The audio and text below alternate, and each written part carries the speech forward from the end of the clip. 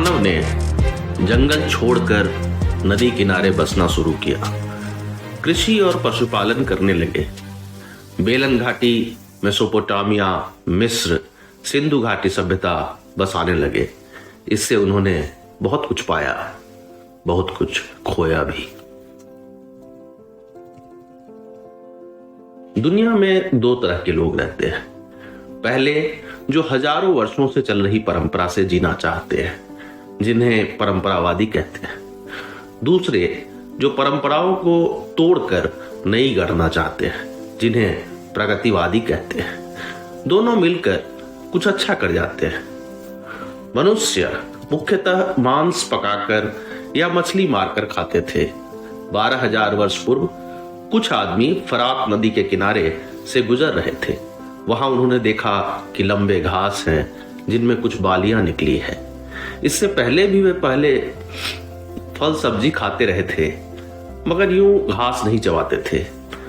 अगर आज के हमारे भोजन का मेन्यू देखा जाए तो उसमें से अधिकतर चीजें गायब थी। न चावल, न ब्रेड, न दाल, न मक्खन। फिर भी उनका पोषण संतुलित था। चलते रहने की वजह से उन्हें कभी एक फल मिल जाता तो कभी एक जंगली हरी सब्जी, कभी कंद उखाड़ लिया तो कभी ताजा मांस खाया। हर दिन कुछ नया खाना, हर मौसम में अलग खाना। यह नहीं कि रोज चावल दाल ही खा रहे हैं। इसमें सरप्राइज रहता कि वह आखिर क्या खाएंगे। और सबसे अच्छी बात कि भोजन वह मेहनत से हासिल करते, जब भूख लगती तभी खाते। जब उन्होंने नदी किनारे वह घास चबाकर देखी तो उन्हें कुछ दाने मिले। उन्होंने उसे पकाना शुरू कर दिया।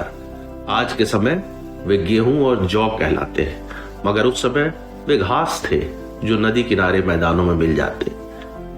क्या आप जानते हैं कि भयावह दिखने वाली अधिकांश डायनासोर प्रजातियां शाकाहारी थी? वह इलाका जो दजला यानी टिग्रिस और फरात यानी यूफ्रेटस नदी के बीच था, उस तरह की जमीन भारत में दोआब कहलाती है। आब का मतलब है जल, दोआब यानी जिसके दोनों तरफ पानी हो। ग्रीक ने इस तरह के इलाके को नाम दिया मेसोपोटामिया। पोटामिया का अर्थ होता है दरिया। जैसे हिप्पो का अर्थ है घोड़ा, हिप्पोपोटामस का अर्थ है दरियाई घोड़ा। उसी तरह मेसो का अर्थ है मध्य, मेसोपोटामिया का अर्थ है दरियाओं के मध्य। इसी तरह की उपजाऊ जमीन भारत के राजस्थान और सिंध में थी, जहां सिंधु से लेकर सरस्वती नदी बहती थी और हजारों झील थे। आज हमें ताज्जुब होगा, मगर यह रेतीला राजस्थान ही कभी भारत के फलों, सब्जियों और अनाज का प्राकृतिक केंद्र था। प्रगतिवादी किस्म के आदमी ने कहा, देखो यहाँ नदियां हैं, झील हैं, तरह तरह के जानवर पानी पीने आते हैं। हम अगर यहीं बस जाएं तो क्या बुरा है? उसे एक परंपरावादी ने कहा, अगर नदी में बाढ़ आ गई तो, अगर सूखा पड़ गया तो, अगर जानवरों ने यहां आना छोड़ दिया तो हम रुकेंगे, लेकिन कहीं बसेंगे नहीं। कुछ समय यहां जमने में क्या बुरा है? तुम्हारी बात भी ठीक है। यहां गुफा तो है नहीं, हमें कुछ ऐसी जगह बनानी पड़ेगी जहां हम बारिश में छुप सके। हाँ, यह कर सकते हैं। हम गर्मियों और बरसात में आकर इन स्वादिष्ट घासों को पकाकर खाएंगे और इन लंबी घासों के बीच छुपकर शिकार करेंगे। ठंड में हम यहां से कहीं और निकल लेंगे। क्या आप जानते हैं कि भारत की बेलन घाटी में सबसे प्राचीन कृषि के साक्ष्य मिले हैं? इस बात की तफ्तीश आप स्वयं करें। धरती पर खाने पीने की दिक्कत नहीं थी, बस थोड़ा ढूंढना पड़ता था। जब ऐसे जगह मिल गए जहां जंगली गेहूं जौ मिलते थे, शिकार के लिए जानवर थे, तो वहां पत्थरों के बीच मिट्टी जोड़कर घर बनाने लगे। उस घर में उनका नाम नहीं लिखा होता। ये धर्मशाला या रैन बसेरा की तरह थे। जो उधर से गुजरा रुक गया। यह एक तरह की गुफा ही थी जो आदमी ने बनाई थी। जहां गुफा पहले से थे वहां उन्होंने खामखा घर नहीं बनाया, प्रकृति को नहीं छेड़ा। वे हर साल खास महीने में आते, घास के मैदानों में से अनाज चुनते और फिर जंगल लौट जाते। ऐसा करने वाले लोग अफ्रीका के उत्तर में नील नदी के किनारे आने लगे थे। यह आज के केन्या, मिस्र और इथोपिया का इलाका है। यहां से एशिया आना आसान रहता होगा, लेकिन उस समय भी खाली बैठकर दिमाग लगाने वाले लोग होंगे। कुछ ऐसी तरकीब हो कि कहीं जाना न पड़े, बैठे बैठे भोजन मिल जाए, वह अनाज चलकर यहीं आ जाए। ऐसे लोग अपने साथ कुछ जंगली अनाज बांध कर ले आए और उसे नील नदी के किनारे गाड़ दिया। मगर वहां की गर्मी में वैसी घास उग नहीं पाई। कुछ एक दो बालियां आई भी तो उससे क्या होता। उन्होंने सोचा कि बरसात में रोपेंगे तो शायद आइडिया काम कर जाए। मगर बरसात में बाढ़ आ गई और नदी किनारे की सारी मिट्टी बहकर नई मिट्टी आ गई।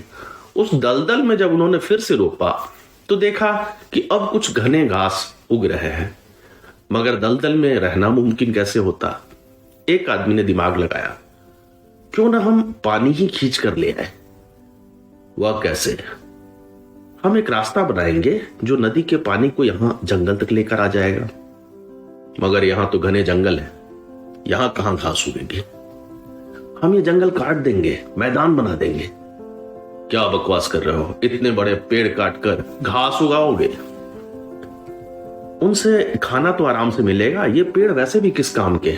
छांव के लिए तो हम घर बना ही रहे। इस तरह आदमी जंगल काटकर या जलाकर मैदान बनाने लगा, अनाज रोपकर फसल उगाने लगा और नहर बनाने लगा। 10,000 वर्ष पूर्व दुनिया के अलग अलग इलाकों में किसी न किसी नदी के किनारे पहली बार खेती शुरू हुई। एक शिकारी खानाबदोशी मानव अब बस्तियां बनाकर रहने लगा था। पहले भी आदमी ने जानवरों का खात्मा किया था, मगर यह पहला मौका था जब मानव ने प्रकृति के नियमों को बदलने की कोशिश की। अच्छी चीज यह हुई कि मानव भटकना छोड़कर सेटल होने लग गए और बुरी चीज भी यही हुई। होमो सैपियंस ही क्यों बच गए, बाकी क्यों खत्म हो गए? यह सवाल कठिन है, मगर इतना कहा जा सकता है कि होमो सैपियंस की बुद्धि अधिक तीक्ष्ण थी। उनमें अक्सर एक लीडर होता और योजना बनाई जाती। वे समूह में समाज बनाकर रहते और उन्होंने अपनी भाषा भी बना ली थी। उनके औजार हथियार अधिक पहने थे और उनकी आयु भी अधिक थी। यह सब तो निएंडरथल ने भी कर लिया था। हाँ, निएंडरथल का खत्म होना एक रहस्य है। ज्वालामुखी विस्फोट भी इंडोनेशिया और दक्षिण एशिया में हुआ था, जबकि निएंडरथल यूरोप में थे। हिम युग से उन्हें कोई फर्क नहीं पड़ता, क्योंकि वे ठंड में जीने में अधिक सक्षम थे। उनका सैपियंस से संघर्ष और अंततः सैपियंस की जीत ही अधिक संभावित लगती है। तो क्या सभी अन्य मानव प्रजातियां खत्म हो गई? एक भी नहीं बचा। हिमयुग के बाद इंडोनेशिया में एक प्रजाति बची थी। वे बौने मनुष्य हॉबिट्स कहलाते हैं। लैटिन नाम है होमो फ्लोरिसेंसिस। मगर 12,000 वर्ष पूर्व वे भी खत्म हो गए। आपने मैमथ के खत्म होने की बात लिखी, क्या उन्हें भी? मनुष्य के अतिरिक्त किसी में उन्हें मारने की क्षमता नहीं थी।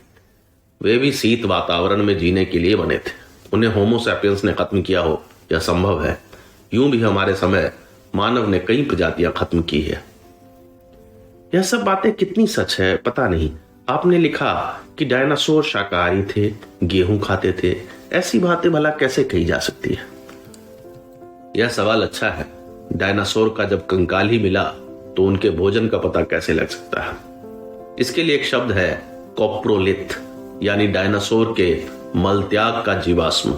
वे भारत की नर्मदा घाटी से भी मिले। उनसे पता लगता है कि डायनासोर क्या खाते थे। जब कुछ आदमी जंगल जलाकर खेती करने लगे तो कुछ ने कहा, हम शिकारी बन जा रहे ही ठीक है। हम इस तरह जंगल खत्म कर खेती नहीं करेंगे। जो खेती करने लगे वे सभ्य कहलाने लगे। जो जंगल में रहने लगे वे जंगली। सभ्य लोगों की सभ्यता बनने लगी, जैसे दजला और फरात के पास सुमेर सभ्यता, सिंधु नदी के निकट बलूच इलाके में मेहरगढ़, ग्रीस के द्वीपों में मिनोअन, दक्षिण अमेरिका में नौचचिको, नील नदी के किनारे मिस्र सभ्यता। इस तरह अन्य स्थानों पर भी खेती बाड़ी शुरू हुई। खेती के लिए औजार पहने चाहिए थे। पत्थरों को अधिक घिसकर बेहतर औजार बनने लगे, जैसे हंसिया, कुल्हाड़ी, अनाज रखने के लिए बड़े कोठार और सबसे जरूरी चीज चक्की यानी जांत। चक्की से अनाज पीसा जा सकता था। इसी पद्धति से वह चक्की भी बनी जिससे मिट्टी के बर्तन बन सके। वे रहने के लिए पत्थर, मिट्टी और फूस के बढ़िया घर बनाने लगे। सभ्यता के लोग खानाबदोश नहीं रहे, बल्कि एक क्षेत्र में मोहल्ला बनाकर रहने लगे। वहीं मिलकर खेती करते, अनाज बोकर फसल का इंतजार करते। उनको सुस्ताकर सोचने बतियाने का भी अधिक मौका मिलता, क्योंकि फसल आने में तो वक्त लगता। फिर कटाई के बाद अनाज एक सामूहिक गोदाम में रखा जाने लगा। इसमें जब चोरियां होने लगी या जानवर आने लगे तो दरवाजे बने, गांव घेरे जाने लगे, किलाबंदी शुरू हुई। खेती में मदद के लिए अब वे कुछ पशु पालने लगे। इससे पहले वे कुत्ते तो साथ रखते थे, मगर यूं पशुओं को बांधकर व्यवस्थित रूप से पाला नहीं था। यह खेती बाड़ी के साथ ही आया। फिर आसपास के गांवों से इन पशुओं को लेकर और खेत को लेकर कुछ झगड़े होने लगे। झगड़े हुए तो उनकी सेना बनने लगी और बनने लगे उनके राजा। राजा पहले भी सरदार रूप में थे, जब वे जंगल में जानवरों से लड़ते थे या जब निएंडरथल से लड़े होंगे, मगर अब यह लड़ाई एक होमोसैपियंस की दूसरे होमोसैपियंस से थी। दुनिया का पहला राजा कैसा होगा? क्या वह मुकुट पहनता होगा? जब आदमी सभ्य होने लगे तो जंगली लोगों से अधिक साफ सुथरे रहने लगे। उनकी एक दिनचर्या बन गई, क्योंकि उन्हें अब भटकना नहीं था। एक ही जगह रहना था, जहां पानी भी था और मैदान भी। जब वे जंगल में रहते थे तो जानवरों से छुपने के लिए पत्तों या किसी जूट जैसी रस्सी का बना कपड़ा पहनते, मगर मैदान में आकर वे सफेद सूती कपड़े पहनने लगे, धोती या लुंगी की तरह। वे सजने संवरने के लिए सीपियों या किसी शैल की माला भी पहनने लगे, बाल धोने और संवारने लगे। भले ही यह सब उन्हें पत्थर के बने कंघियों और खुरचनों से करना पड़ता। उनका सरदार, जिन्हें हम राजा कह सकते हैं, वे एक मुकुट पहनते जो कपड़ों और शैल के बीट से ही बने होते। यह आज से 6-7 हजार वर्ष पुरानी बात है। उस समय मिस्र में 2 राजाओं के बीच लड़ाई हुआ करती, पत्थर के बने बर्छी भाले से या कुश्ती से। ये ऊपरी और निचली मिस्र के राजा थे, जो नील नदी के किनारे रहते थे। ऊपर नीचे का मतलब मानचित्र का ऊपर नीचे नहीं, मानचित्र तो तब था ही नहीं। दुनिया में एक अनूठी लंबी नदी है नील, जो दक्षिण से उत्तर बहती है। उत्तर में जाकर भूमध्य यानी मेडिटेरेनियन सागर में जाकर गिरती है। इसलिए ऊपरी मिस्र यानी जहां से नील निकलती थी, निचली मिस्र यानी जहां जाकर वो समुद्र में गिरती थी। इसे समझने के लिए अफ्रीका के मानचित्र को हमें उल्टा करके देखना होगा। ऊपरी मिस्र वाले लोग सूखे रेतीले इलाके में रहते थे, निचली मिस्र वाले नदी के दलदली डेल्टा इलाके में। इसलिए दोनों के पास अपने अपने स्किल थे। 1000 वर्ष तक वे आपस में लड़ते रहे। आज से 5000 साल पहले निचली मिस्र के राजा नारमेर सफेद मुकुट पहनकर अपनी सेना के साथ निकले। उनके सामने लाल मुकुट पहने ऊपरी मिस्र के राजा थे। इस युद्ध में सफेद मुकुट की जीत हुई और राजा नारमेर ने लाल मुकुट छीनकर अपने सर पर डाल लिया। उसी दिन मिस्र एक हुआ और वहां के राजा सफेद के ऊपर लाल मुकुट पहनने लगे। यह राजा अब सिर्फ आदमी नहीं रहे, वे उनके भगवान बन गए। ऐसे कई राजा दूसरी जगहों पर भी बन रहे थे, जो भगवान बनते जा रहे थे। जब आदमी को भगवान की जरूरत महसूस होने लगी थी, चाहे वह कोई आदमी हो या कोई ऐसी शक्ति जो उनकी दुनिया चला रहा हो।